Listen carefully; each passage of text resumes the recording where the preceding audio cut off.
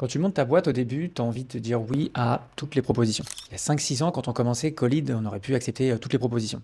Le e-commerce, le téléchargement d'applications mobiles, la notoriété. À chaque fois qu'un prospect arrivait avec un besoin un peu différent, on avait envie de dire oui, ok, on sait faire. C'est sûr, c'est facile, c'est de l'argent tout de suite. Et quand on démarre, c'est hyper dur de signer des clients.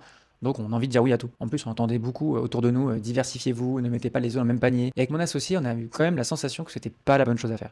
En fait, on a fait tout l'inverse. On a décidé de faire qu'une seule chose, la génération de leads et créer un système complet d'acquisition client. Et on a décidé, même si c'était dur, de dire non à tout le reste, même si le chèque était là. Au début, je cache pas, j'ai eu l'impression un peu qu'on se mettait une balle dans le pied, parce qu'on avait besoin forcément de faire rentrer du chiffre d'affaires. Mais en fait, à force de faire ça, il se passe quelque chose d'assez logique. Vu que tu fais la même chose tous les jours, tu vois des dizaines et des dizaines de comptes qui ont la même problématique, tu accumules une vraie expertise sur un terrain très précis, et par la force des choses, tu finis par être excellent dans ce que tu fais en fait. En fait, l'agent généraliste qui fait un petit peu tout, ça rassure au début. Mais quand un dirigeant qui a un petit peu d'expérience, pas mal de chiffre d'affaires vient avec un vrai problème, il veut pas l'agence qui sait un peu tout faire.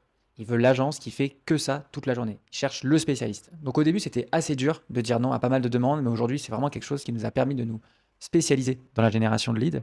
Et c'est exactement ce qui fait aujourd'hui notre force.